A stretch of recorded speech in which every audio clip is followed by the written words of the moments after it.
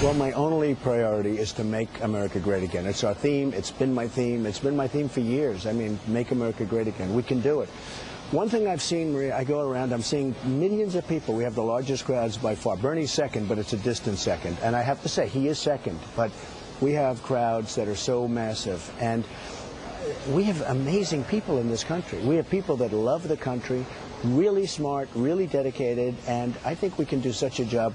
If we have proper leadership, we will be, I think, potentially better than ever before. With that being said, we can't go another 4 years with a Hillary or a Bernie. So in that vein, I mean, do you think sometimes that maybe you need to pull in some of the comments, some of the rhetoric that so many people talk about?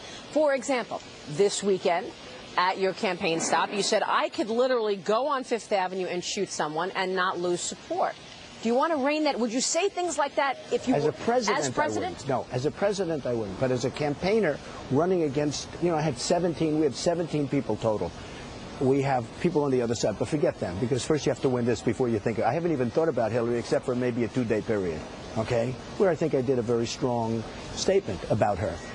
And I think, frankly, I helped Bernie more than Bernie helped himself during that period of time. But I'm running against 16 people, and now it's down to 13 or 12 or something, whatever. A lot of people are going to drop out. I have to be a little bit verbose. I have to. Now, that comment was said with me laughing, and the entire audience, thousands of people were laughing. And you know what else they say about my people? The polls. They say, I have the most loyal people. Did you ever see that? Where I could stand in the middle of Fifth Avenue and shoot somebody, and I wouldn't lose any voters, okay? It's like incredible. And when you leave the clip, if you left it for another second, you'd hear everybody in the room was laughing. It was said as a joke. Obviously, it's a joke. And most people do. Only dishonest reporters would report it anything other. That was obviously a joke. And what it said is, and every one of your polls and every other poll show that my people are the most loyal. Where Cruz has like a 20% number, where people will definitely win, I think it's 68%, and almost over 90% for people that essentially have made up their mind on Trump. That's a tremendous number. That's a tremendous compliment. So that was that. I can do anything, and they're going to stay with me. And I said it jokingly. You said it jokingly. I get that. But, I mean, it's such a sensitive moment in time in terms of mass shootings being up, crime up in 30 cities in the double digits. Was it inappropriate at this moment in time? No. It was said as a joke. It was fun. We were all having fun. You know, it's like we got to lighten up a little bit. And every once in a while, I like to be politically incorrect. There's nothing wrong with that. Let me turn to national security, obviously one of the major issues for the American people today. You've said in the past, look, let China deal with North Korea. You've said in the past, look, let Russia deal with ISIS. Let them. I want them to. China has ripped off the United States for years. They've taken our jobs. They've taken our money. They've taken our manufacturing. They have total control over North Korea. They say they don't. They do. They say that. They're toying with us. They love this. They love it. They have total control. North Korea couldn't exist if everything, food, everything, it comes through China. Now, let China. When I say let China, I'm telling China, sorry, folks, you got to deal with this madman. Because I don't want to do it. Now, if we have to do something, we have to do something. But China has to deal with North Korea. Well, that's what I'm asking you. I mean, what about American leadership? I mean, people say, we don't want America to be the policeman for the world, but America has to show leadership around the world. How is that American leadership? How is you've it got China dealing with North Korea, and you've got Russia dealing with ISIS. What, you want to deal with North Korea? Let them do it. If we can have somebody else do it for free. Look, here's another thing. South Korea. I have a lot of friends in South Korea, right? You have a line. We have 28,000 soldiers. They pay us peanuts. They pay us almost nothing for the services we're contributing. That's a wealthy. Every time I order television sets for a project, thousands and thousands of sets a year. Televisions. I buy them from South Korea, the only ones. I mean, they make the best set. But they have LG, they have Samsung, they have all the... And I have to always buy them. I can't buy... We don't make them in the United States anymore. Here's the thing. Why aren't they paying us for this protection? We are protecting South Korea from this madman. Why are we doing it? We do everything for nothing. Well, you've also talked about tariffs in this regard, okay? So we talked about whether it's 45% tariff or a lower tariff on Chinese goods coming into the country. What about the idea... They aren't on our side, just so you understand. We lost last year, in terms of a trade deficit, $500 billion with China. That's not a partner. That's not a partner. We discussed that at the debate, where you did very nicely, by the way. I have to tell you, your whole group was fantastic. But we lose a fortune with China on trade. You know, at some point, we got to change that. We have to get smart immediately with our trade. China is ripping us. Now, If they, on top of making all of this money out of the United States, aren't willing to talk to North Korea, and they can solve this problem with a phone call, Maria, believe me, they don't want to do it. They taunt us. They're going to solve the problem. Now, the 45% was not a number that we should charge them. That was a number of what it should be because of what they've done with devaluation. In other words, that's the equivalent of a 45% tax. Okay, but that makes all the Chinese goods coming in here more expensive. You know that the prices for those goods that are very cheap you know right what now it makes for Americans, it? You know what it makes much it? more expensive. You're wrong. It makes it, we'll start making the goods here. Okay? We'll start making the goods here. When it becomes prohibitively expensive, our companies are going to make them in Iowa, and they're going to make them in North Carolina and South Carolina and New Hampshire. That's what's going to happen. Speaking of American companies doing business, there's a lot of stories right now that American companies want to get into Iran with this deal. You've been critical of the Iran deal. What do you want to say to American companies who are looking at that and saying, you know what, this is a place that I want to open up shop? I think it's great if they can. I think it's going to be very hard for the Americans. Russia's making missiles, which they're not supposed to be doing. In other words, Iran is not supposed to be making missiles. Russia's making all sorts of arms and missiles. They're dealing with everybody. Excuse me. We gave them $150 billion. They're giving that money to everybody but us. And they're also giving it to the terrorists, because one of the dumbest statements I've heard so far was John Kerry saying, yes, some of that money I assume will go to terror. And what kind of a person is this? What kind of people do we... We're dealing with babies. We have very, very... Honestly, Marie, we have very stupid people representing How us. are you going to rip up this Iran deal when it's also involving 5 other superpowers? America can't do it alone. I'm not talking about ripping it up. I think it's a horrible deal. It's a terrible deal. But I have bought deals purposely knowing the contract was no good. That's how I got them cheap. And I made the contract good. I've done things that were very, very tough. And I made contracts good. You've reported on some of them.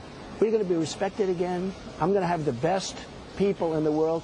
You interview the best businessmen and women in the world. We have them in this country. We don't use them. We use political hacks to negotiate with China and with Japan and with Mexico, and we lose all the time. We're going to start using Carl Icahn, and who endorsed me. These people know how to deal. These people are winners. These are tough people. These are smart people. We have political hacks negotiating for us. Political hacks that got that position because they gave contributions. Economy right now. So what's most important? So then you don't think we're going to go into a recession, or you think we could go into a recession? I think we should go into a recession because our economy is very weak. It's very tepid. You look at what's going on with the stock market. I think the stock market's been the only remnant that sort of saved people from saying the economy is terrible. Wait till you hear which stocks he bought. He told me that in the last year he bought many stocks and sold them at the high. We're going to run that at 8:30 a.m. Eastern for part 2 of my interview with Donald Trump coming up. Well, I don't know that anything's been determined. I mean, you're telling me something. Well, I don't know that it's been determined. Okay, reports say that has Putin said, have they found him guilty? I don't think they found him guilty. They say a lot of things about me that are untrue, if too. If Putin said we're going to murder somebody in America, and then there's all this radioactive stuff all over America, and you're president, are you going to do anything about it? If he did it, fine. But I don't know that he did it. You know, people are saying they think it was him. It might have been him. It could have been him. But, Maria, in all fairness to Putin, I don't know. You know, and I'm not saying this because he says Trump is brilliant and leading everybody. The fact is that, you know, he hasn't been convicted of anything. You know, some people say he absolutely didn't do it. First of all, he says he didn't do it, but many people say it wasn't him. So who knows who did it? But, I mean, the relationship with Putin, I mean, you can't go on saying, oh, he thinks I'm brilliant and just ignore the things that he's doing, right? I say this. I think it would be great if we had a good relationship with Russia. I think it would be great. I think it would be great if we had a good relationship with China. You know, I bring people together. I don't divide. People think just the opposite. They think, oh, he's very verbose. And I happen to be a smart person. I bring people together. Well, you couldn't build a great company like that. You don't think you've alienated people? I mean, come on. You don't think you've alienated people? But ultimately, I bring them together. And I'll tell you what. I tell the truth. Whether it was with respect to the Muslims, hey, Maria, there's something going on. And we have a president that doesn't want to even talk about radical Islamic terrorism. I bring people together. I've had Muslims call me up and say thank you because they need dialogue. I bring people together. Obama has been the great divider. To be fair on the Muslim comment, I mean, we do admit 100,000 Muslims on a permanent basis here every year, and this is going to be is already the largest religion in the world. Can you really say, let's do a temporary halt? There's something going on, Maria. Go to Brussels, go to Paris, go to different places. There's something going on, and it's not good, where they want Sharia law, where they want this, where they want things that, you know, there has to be some assimilation. There is no assimilation. There's something bad going on. And until we find out what it is so we can correct it, you go to Brussels. I was in Brussels a long time ago, 20 years ago. So beautiful, everything's so beautiful. It's like living in a hellhole right now. You go to these different places, there's something going on. Let me move on and ask you about Michael Bloomberg. Obviously, the reports are that he's getting ready to enter the race. Now, you say it's great. You would look forward to competing with him. But actually, he is saying that one of the reasons he wants to get into the race is, quote, he's galled by your popularity. Does that offend you? Well, he's supposed to be a friend of mine, but he's probably not. Look, here's the story. I'd love to have him in. I think I'd beat him. I think I'd beat him easily. Bloomberg never covers me well. I'd say of everybody that covers me, Bloomberg's the worst. That tells me he probably wants to get into the race. You want to know the truth. And I've always suspected this because I get the worst, most unfair stories out of Bloomberg. So, and I've let him know about it. I hope he gets into the race. Will he? I don't know. I don't care. But if he does, I think it's a good thing. I would love the competition because I love winning. I would love the competition. Plus, I think it'd be very bad for the Democrats. You think he'll take seats from Hillary?